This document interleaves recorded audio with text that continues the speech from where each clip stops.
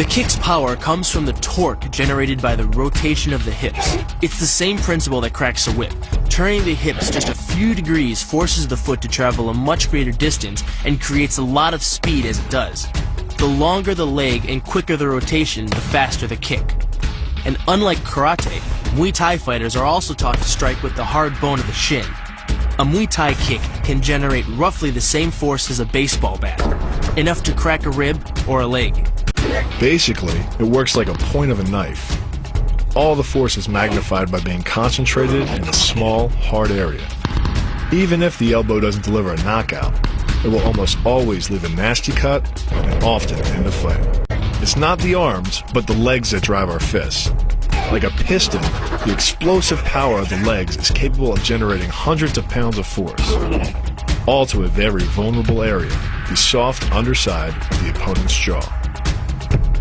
Like the Hanuman move, the flying knee relies on the explosive power of the legs. But rather than spread the power of our blow over two fists, it concentrates it into the spear point of the knee and combines it with the force of gravity. It's the equivalent of hitting our opponent in the chest with a sledgehammer. The hyperextension of the elbow, created by pulling back on the locked arm, virtually ensures that he will be taken down. The knee strike to the wrist dislodges the knife and further loads the elbow and shoulder. The technique can easily result in damage to the elbow joint, the tendons of the rotator cuff, or even a broken arm. The key to this move is turning your opponent's lower arm into a lever. By grabbing his arm during the initial attack, you set up the lever such that direct loading to his elbow joint is achieved. Once the elbow is locked and loaded, you can pull a much heavier opponent off balance by simply lowering your center of weight. With practice, the ninja can hit his intended target from distances as great as 45 feet. At impact, that's more powerful than a Major League Baseball pitch. This move is more about timing and precision than power. Instead of hacking through the limb, the first strike imparts an injury just a few inches below the elbow. The sword's razor-sharp blade easily slices through the soft tissue of the attacker's arm.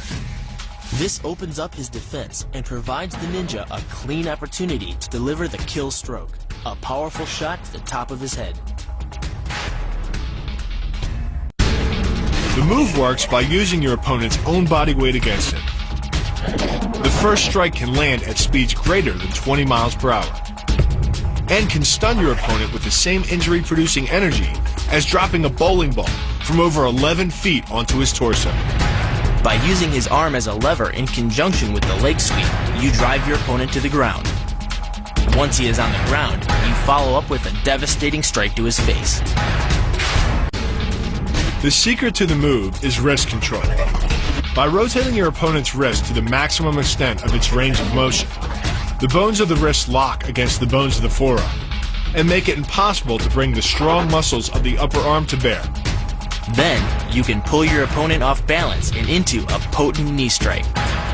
The combined force of the knee strike and your opponent's forward momentum can be as much as 2,000 pounds, enough to dent sheet metal. The effectiveness of the Pola Kai Mao lies not in raw power, but in speed. By relying on your triceps to snap the strikes forward over the elbow, 3 blows can hit in 7/10 of a second. The final impact of the strike to your opponent's face can deliver as much as 175 watts of power, more than enough power to stun him or crush the cartilage of his nose. You then add insult to injury, firing one last shot into one of the most sensitive regions of the body, the groin. Pulling off the move relies on 2 factors. The first is to combine the block and the strike into a single action. This reduces the time your opponent has to respond to just 10ths of a second. But the real focus is to aim your strike at the throat. Because as little as 76 pounds of force can collapse the larynx, the strike doesn't need to deliver a lot of force to be deadly. One blow like this and the fight is over.